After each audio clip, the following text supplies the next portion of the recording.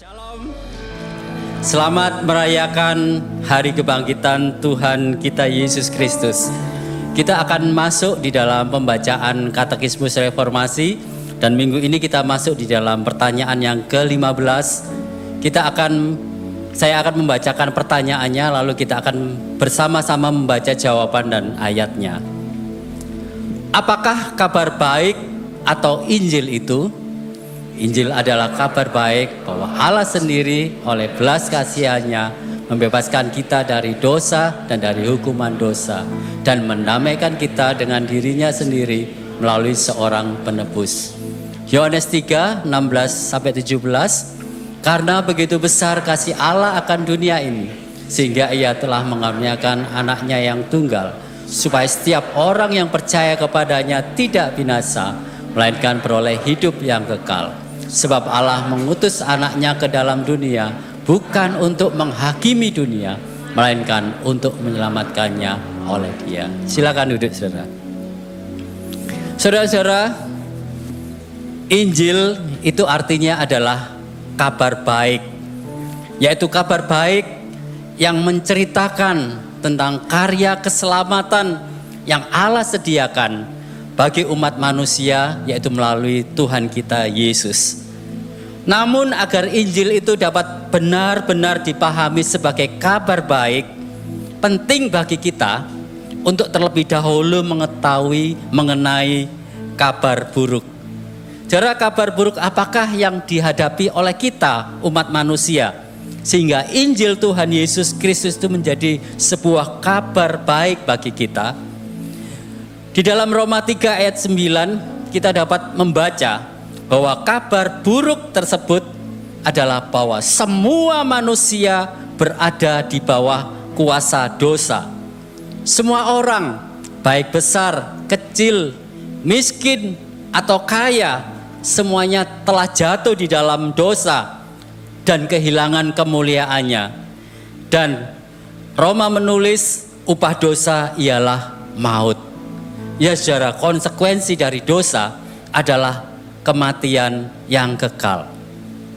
Dan yang membuat kabar tersebut menjadi lebih buruk lagi adalah manusia dengan segala usahanya tidak akan pernah bisa membayar dan menebus harga dari dosa tersebut. Sebab walaupun kita telah berbuat baik sebanyak mungkin, sebanyak apapun, dosa yang melekat pada diri manusia tetap menuntut adanya penebusan sebagai konsekuensi dari dosa tersebut.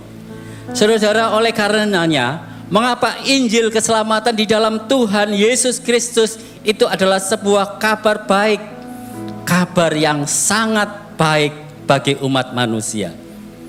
Yaitu sebab Yesus Kristus tidak hanya datang ke dunia menjadi manusia, tetapi Dia juga menggantikan posisi kita menanggung hukuman yang seharusnya ditimpakan kepada kita.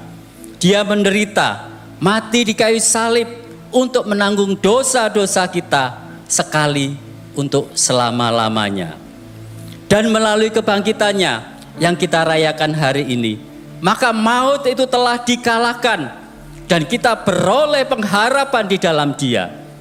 Dan di dalam kasih karunia-Nya, sesuai janjinya, Yesus mau naik ke surga. Dia mengirimkan rohnya, yaitu Roh Kudus, untuk terus menuntun dan memampukan kita untuk kita dapat hidup di dalam kebenarannya.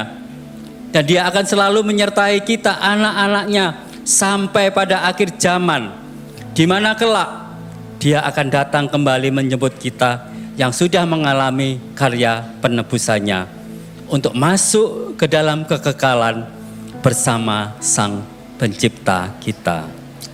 Saudara-saudara, tidak ada kabar baik yang jauh lebih baik dan lebih besar daripada apa yang sudah Kristus lakukan bagi kita. Yang menjadi perenungan kita adalah, maukah Anda mengambil bagian di dalam menyebarkan kabar baik Injil itu kepada orang-orang yang ada di sekitar kita? Mari kita bangkit berdiri. Saya memberikan kesempatan untuk kita bersama-sama bersyukur untuk karya keselamatan yang sudah Tuhan anugerahkan kepada kita secara cuma-cuma.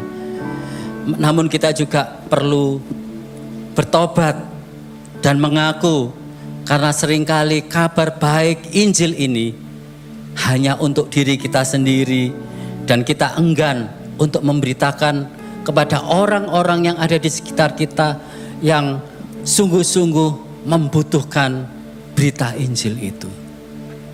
Mari kita berdoa.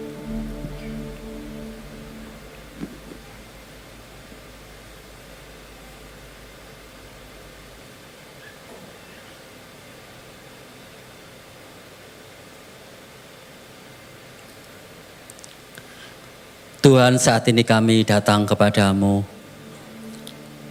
Kami sungguh bersyukur untuk karya keselamatan, karya penebusan-Mu yang sudah Engkau anugerahkan di dalam kehidupan kami.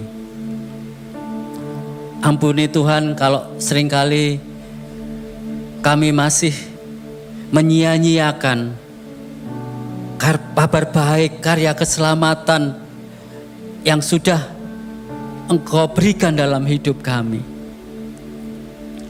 Dan kami juga seringkali membawa kabar baik itu hanya untuk diri kami sendiri. Kami enggan untuk memberitakan itu kepada orang-orang yang ada di sekitar kami yang lebih membutuhkan akan berita Injil-Mu itu. Biar Roh Kudus-Mu yang memampukan kami untuk kami dapat menjadi pemberita-pemberita kabar baik Injil-Mu itu. Terima kasih Tuhan.